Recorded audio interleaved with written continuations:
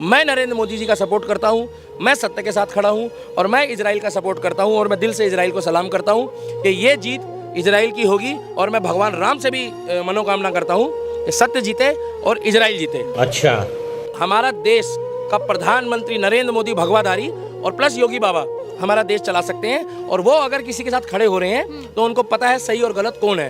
अभी बदत है भाई, अभी बदत है। मोदी जी का बयान मुझे बड़ा अच्छा लगता है। अगर वो बोलते कि पुलवामा वालों की जड़ें फाड़ दूंगा, पुलवामा हो गए तब ये चुप रह गए, हमारे देश में मणिपुर हो गए तब ये चुप रह गए, यानी कि जो तुम्हें एक्शन तुम्हारे बस की थी वहां तुम एक्शन ले नहीं सके और तुम कहते हो इजराइल तुम्हारे साथ खड़े हैं। तो ये साथ साथ कुछ नहीं खड़े, इनको सिर्फ लाइमलाइट चाहिए होती है, किसी भी देश सुर्खियों में बने रहना चाहिए। समझ रहे हो? हमारे मोदी जी ने फट से बोल दिया मैं तो इजराइल के साथ हूँ। अरे क्यों हो?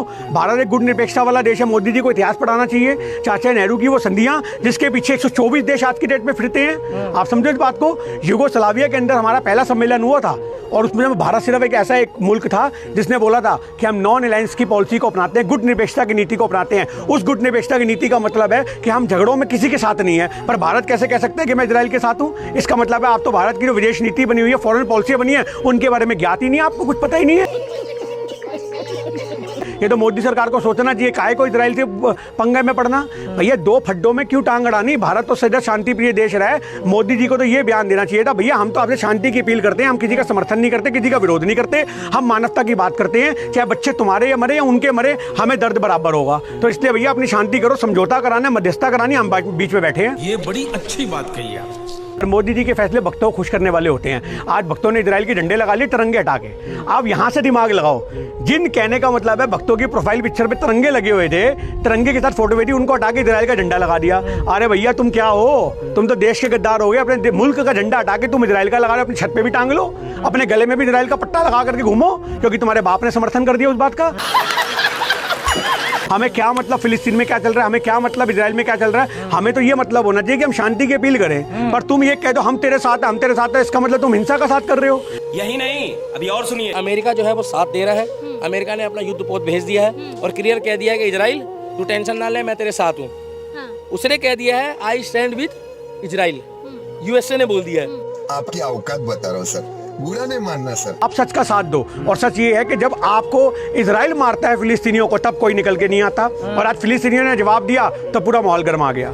ये बड़ी अच्छी बात कही आप। बात छोटी सी बात है कि अगर आप किसी का हक छीनोगे और हक छीनने के बाद उनको और मारोगे तो कोई भी इंसान शांत नहीं बैठेगा। फिर आप उनके माथे पे टैग लगा दो क्योंकि वो मुस्लिम नेशन है, एक मुस्लिम देश है, वहाँ के लोग हैं, तो आप कह दो जी आतंकवादी हैं। अरे अपने हक के लिए लड़ना कहाँ से आतंकवाद हो गया? मुझे आप ये बात बता दो। समझ रहे हो? अमेरिका तो चाहता है विश्व युद्ध हो जाए। अमेरिका को पता है मेरा तो बाल भी बाका नहीं होगा, पर अगर वर्ल्ड वार होगा तो मेरी कमाइयाँ बहुत होंगी। आपको पता होगा कि जब सेकंड वर्ल्ड वार हुआ था उस समय भी अमेरिका और रशिया दो सुपर पावर बनी थी, और 1990 के आसपास के दशक में रशिया ने मान लिया था कि सुपर पावर सिर्फ अमेरिका है। क्या बोला तूने? अमेरिका ने तो हर युद्ध में फायदा कमाया है। अमेरिका को तो आज भी पता है कि अगर किसी भी तरीके से कलेश होता झगड़े होंगे तो हम अपने हथियार 2 रुपए वाला सामान 20 रुपए का बेचेंगे। आज मैं भारतीय भक्तों को भी कहता हूँ, जो भक्त कह रहे हैं हम इजराइल क्या खड़े, अरे क्या खड़े हो? क्या खड़े हो? एक पोस्ट डालने से खड़े हो, एक उनका झंडा लगाने से खड़े हो। अगर खड़े होना है तो जाओ वहां पे इजराइल के साथ खड़े हो जाओ, गोलीबारी खाओ, बंदूकें खाओ, गोलियां लेकर के फतेह करके आओ। हम भी शहीद हो गए, हम भी तुम्हें शहीद का दर्जा देंगे। चलो जी तुम फिलिस्तीन में लड़ाई करके आए, पर तुमने कुछ नहीं करना। तुम फट्टू हो, तुम्हें कोई थप्पड़ मार दे पैंट में मूत देते हो ना। नकली खड़े होना, इससे कोई फायदा नहीं है। खड़ा होना उसको कहते हैं कि हाथ में बंदूक लो, डंडे लो और सर के ऊपर गोबर की एक चादर लपेटो और पहुंच जाओ फिलिस्तीनियों को मारने के लिए, तब हम मानेंगे तुम खड़े हो। क्या बात है सर, क्या बात है सर।